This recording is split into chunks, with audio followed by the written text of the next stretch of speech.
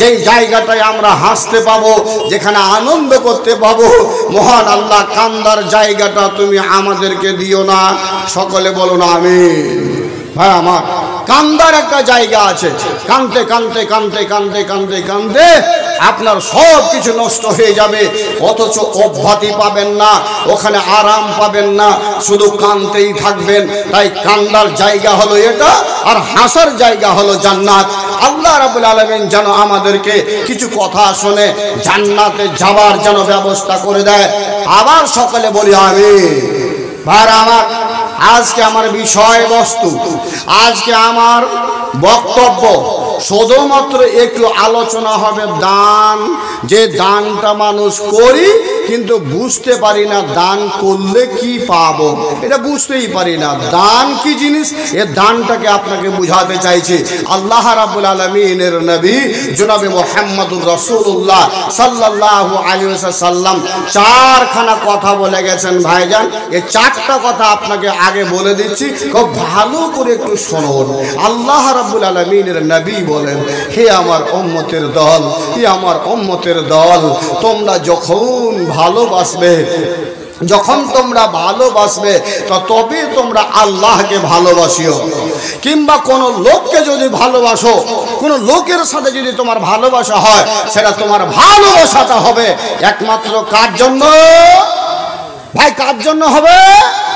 লোককে ভালোবাসি, মানবকে ভালোবাসি, পৃথিবীর কোন বন্ধুকে আমি ভালোবাসি, সেই ভালোবাসাটা হবে একমাত্র কার জন্য?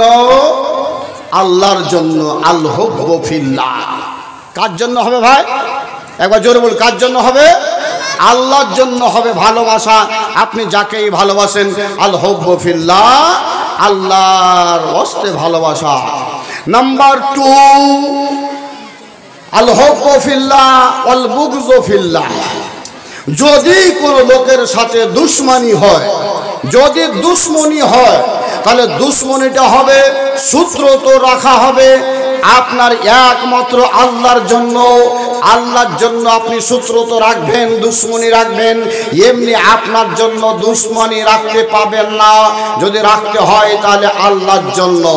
নাম্বার 2 হলো, আবার নাম্বার 3 হলো, যদি ভবিষ্যতের কথা, পৃথিবীর কোন জায়গাতে আমাকে দান দিতে হয়, টাকা পয়সা আল্লাহর পথে খরচ করতে হয়, আল্লাহর পথে দান দিতে হয়, সে দানটাও দিতে হবে আল্লাহর জন্য।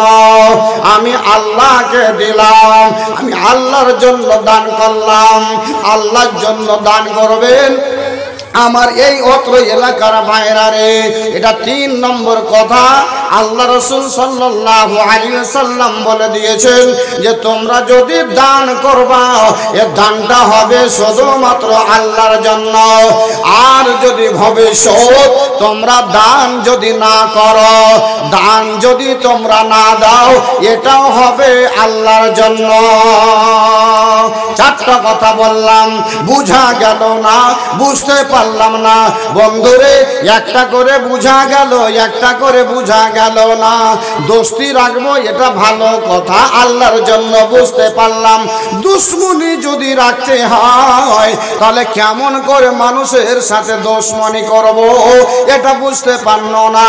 এটা হলো বন্ধুরে, আপনি মুসলমান, আমিও মুসলমান। আমি আজান হলে নামাজের জন্য চলে গেলাম, বন্ধুকে বললাম বন্ধুরে নামাজের জন্য চলো।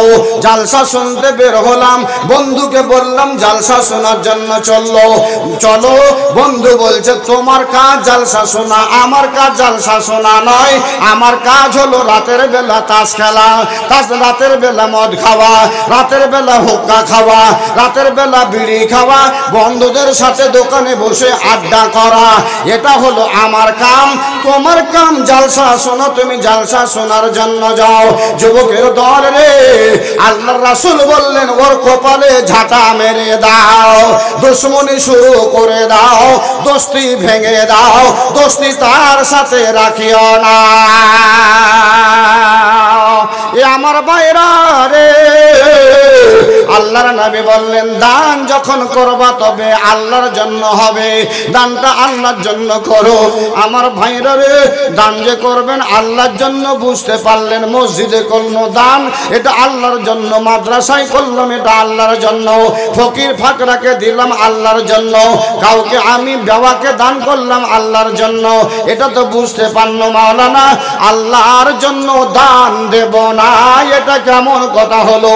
এটা বুঝা গেল না। এটা বুঝিয়ে দেন। আপনাকে বুঝিয়ে দিই, আপনার দোকান আছে, আপনার বাড়িতে আপনার বন্ধু এসেছে। কে বন্ধু? ওই মন্দিরওয়ালা বন্ধু, ওই পূজাওয়ালা বন্ধু, ওই কোন একজন গানের মানে পাঠ ডেকেছে, গানের দলকে ডেকেছে, ওই একজন বন্ধু। ওই একজন বন্ধু যে মেলা লাগাবে, মেলা লাগার জন্য ও চাঁদা চাইতে এসেছে, সেও আপনার বন্ধু। যুবকের দল রে, এই সব বন্ধুদেরকে আল্লাহর ওয়াস্তে দান দেবে না। যদি দানটা না দাও, যদি আপনি এটকে যান, দানটা যদি না দেন, আপনাকে আল্লাহ ভালোবাসবে, আপনাকে আল্লাহ ভালোবাসবে। যদি এই দানটা না করা যায়, তাহলে আল্লাহর জন্য দান করুন, আবার আল্লাহর জন্য এই দানটাকে রুকে নিতে হবে, দিতে হবে না। লিল্লাহি তাকবীর। আর আমার তাহলে কটা কথা বুঝতে পারলেন? চারটা কথা। দোস্তি যদি রাখতে হয় আল্লাহর জন্য, দোস্তি ভেঙে দিতে হয় আল্লাহর জন্য, দান করতে হয় আল্লাহর জন্য, দানকে রুখে নিতে হয় তো আল্লাহর জন্যই রুখে নেব। আমরা ওই সব পথে দান করব না।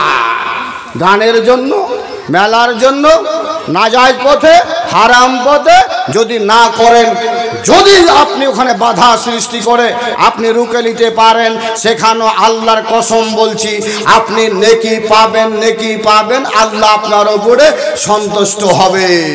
ভাই, আজ মোটামুটি মাস খানেক থেকে আপনাদের ইশতেহার দিয়ে, আপনাদের মাইকিং করে আপনাদের ডাকা হয়েছে না? হয়েছে না? হয়নি? জানতে পেরেছেন না পারেননি? পেরেছেন অবশ্যই।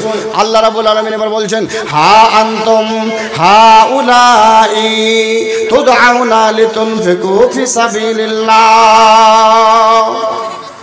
বান্দা, যখন তোমাদেরকে দানের জন্য ডাকা হয়, এসো হে এ আমার বান্দারা, তোমরা কিছু দান করে যাও, তোমরা কিছু দান দিয়ে যাও। হা আনতুম হাউলাই তুদআউনা লিতুনফিকু ফি সাবিলিল্লাহ।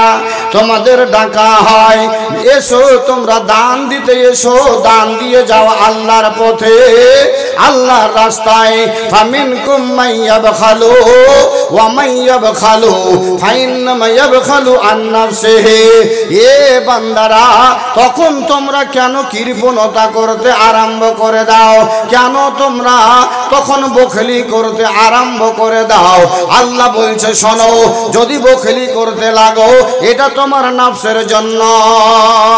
যদি বখেলি করো, এটা তোমার নাফসের জন্য, তুমি বখেলি করবা, কৃপণতা করবা, এটা অন্য কাউরির জন্য কৃপণতা করবা না। আল্লাহুল গানিয়্যু ওয়া আনতুমুল ফুকারা। আমার বান্দারা রে, তোমরা জেনে রাখো, দান করো না করো, মাদ্রাসা করো না করো, তোমরা মসজিদ বানাও না বানাও, দান করো না করো, আল্লাহ বলছে আল্লাহুল গানিয়্যু ওয়া আনতুমুল ফুকারা। তোমরা হলো 14 গোষ্ঠী ফকিরের জাত, আর আমি আল্লাহ হচ্ছি মালদার। তারপরে আল্লাহ বলছেন, হে পৃথিবীর মানুষ, দান করবি না, তোমরা দান দেবে না, তোমরা খারাপ হয়ে থাকবে। আল্লাহ বলছে, ওয়া ইন তাতাওয়াল্লাউ ইয়াস্তাবদিল কাওমান গায়রাকুম। আল্লাহ বলছে, তোমাদের জায়গাখানে আমি অন্য কোন কমকে নিয়ে আসব। আর আল্লাহ বলছে, ওয়ালা তাকুনু আমসালাকুম। ওই মানুষগুলো তোমাদের মতো হবে না, তোমাদের ধ্বংস করে দেব, তোমাদের বরবাদ করে দেব, অন্য কোন কমকে নিয়ে আসবো। আর ওই কমগুলো তোমাদের মতো হবে না। এরা হবে নামাজি মানুষ, এরা হবে মাদ্রাসা ভক্ত, এরা হবে মসজিদ ভক্ত, এরা সবাই ভালো হবে।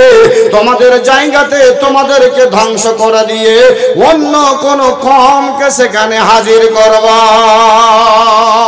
আল্লাহ বলছে হা আনতুম হাউলাই তুদআউনা লিতুনফিকু ফি সাবিলিল্লাহ, যখন তোমাদেরকে আল্লাহর পথে দান করার জন্য ডাকা হয়, কৃপণতা কেন করো? হে বখিলি কেন করো? ভাইরা আমার, আল্লাহ তাবারক ওয়া তাআলার বান্দা আমরা, এখন আমাদের শুধুমাত্র হিংসা চলছে, হাসাদ চলছে। ও মাদ্রাসা খুলেছে, কেন খুললো মাদ্রাসাটা? কেমন করে চালাইছে চালাক দেখি। মাদ্রাসা বানাইছে, কেমন করে মাদ্রাসা বানাইছে বানাক দেখি। মসজিদ বানাবার জন্য জালসা করেছে, কেমন করে মসজিদ হয়েছে হোক দেখি। এরকম হিংসা হাসাদ মানুষ করে থাকে। ভাইজান, এই হিংসা হাসাদটা কি আসলে আমাদের জন্য ঠিক? এটা কি ঠিক না ও বেঠিক? তাহলে একটাই শুধুমাত্র ছোট্ট একটা আলোচনা শুনেলেন। এটা আপনারা কি বলছেন? প্যাট বলছেন কি না? এটা কি প্যাট? আমিও বলছি প্যাট, সবাই বলছে প্যাট। আরে প্যাটের জন্য মানুষ কি না করে না? পেটের জন্য মানুষ কিনা করে না, সব করছে। তো মানুষ পেটের জন্য বেমানি, শয়তানি, বাটপারি, জুয়াখড়ি, আপনার কাতলো কাতাল সব কিছু করছে পেটের জন্য। তো এই পেটটার হিংসা করেছিল কে? পেটটার হিংসা করেছিল হাত। পেটের হিংসা করেছিল কে? পেটের হিংসা করেছিল পা। পেটের হিংসা করেছিল কে? মুখখানা। পেটের হিংসা করেছিল কে? এই চোখ দুটো। কেমন হিংসা করেছিল? পা বলছে শালা পেট রে, তোর এত বড় তোর মাস্তানি, কোথায় থেকে দুনিয়ার কোন কোনা থেকে রাতের বেলা দিনের বেলা খেটে পা দিয়ে হেঁটে হেঁটে এনে তোকে দিচ্ছি, আর তোর ওই 14 নম্বর গুডনে জামা হয়েছে, তুই মজা মারছিস রে পেট, দাঁড়া তোর বিষ মারছি। হিংসা শুরু হয়ে গেল পায়ের। হাত বলছে আসলি রে ভাই পা, ওকে আমি হাত দিয়ে উঠিয়ে উঠিয়ে দিছি, আর মজা মেরে তখন ও পেটের ভিতরে রাখছে সেব, পেটের ভিতরে আঙ্গুর, পেটের ভিতরে মানে বেদানা, সব ওর পেটের ভিতরে থাকছে। আমি কি পাচ্ছি? হাত বলছে আমিও কিছু পাই না, পা বলছে আমিও কিছু পাই না। চোখ কি বলছে? আসলে তো রাতের বেলা কোথা থেকে দেখে দেখে কি করে আনছি। আর ও তখন কি করছে? আমার মামা তো মারা গেছে। মাশাআল্লাহ, জয় মিডিয়ারা, চ্যানেলওয়ালারা, এখন থেকে দেখাইতে হবে যে মায়েরা কি করতে পারে না। এ আমার মায়েরা কে জানো? তোমার মামাতো বোন। ও নিজের গয়নাটাকে দেখো নিয়ে এসে এখনই মাদ্রাসায় দান করে দিয়েছে। আল্লাহ তিনার দানটাকে কবুল করুক, আল্লাহ তিনার দানটাকে তুমি কবুল করো। দোয়া পড়া হবে আবার ইনশাআল্লাহ। জি ভাই, বলছিলাম চোখে, এবার হিংসা করছে পেটের, হাতে হিংসা করলো পেটের। একে খাবার আর দিব না, খাবার বন্ধ করে দাও। সবাই হিংসা করলো। ভাই একদিন খেতে দিল না, হাত উঠিয়ে মুখে দিল না, পা কোথাও গেল না, জি চোখ বন্ধ করে নিল, আমি দেখবো না, আর চোখ বন্ধ করে দিল। দিয়ে তখন সবাই, আর দাঁত বলছে কত মজবুত মজবুত জিনিসটাকে আমি দাঁতে চিবিয়ে চিবিয়ে তোকে পেটের ভিতরে দিই, আর তুই মজা মারছিস, আর আমি কোনো গোস্তের হাড্ডি চাপাবো না, আর কোনো শক্ত জিনিস চাপিয়ে তোকে দেবো না। দাঁতে হিংসা করে বসে গেল। ভাইয়া তখন কিন্তু এই আস্তে আস্তে একদিন খাওয়া বন্ধ হলো, দুদিন খাওয়া বন্ধ হলো, 3 দিন খাওয়া বন্ধ হলো। যেদিন 4 দিন পড়ে গেছে, ওই দিন ভাই আর হাত দুটো ছেড়ে তার স্ত্রীকে ইশারা করবে, স্ত্রীকে ইশারা করতে পারে না, হাত ওঠাতে পারে না, ডাকতে কাউকে হাতের ইশারা দিয়ে পারে না। পা দিয়ে ওঠে চায়ের দোকানে গালিয়া হাটে যাবে, আর বেচারার পা উঠে না, পা অসহায় হয়ে গেল, হাত একেবারে দুর্বল হয়ে গেল, চোখগুলো যেন তার ঝুলো পড়ে গেল, চোখের ভিতরে মনে হচ্ছে এবারে ধুন্দলা পান হয়ে গেছে, চোখে দেখতে পায় না, মুখে কোনো জিনিস দেবে আর মুখ চলে না।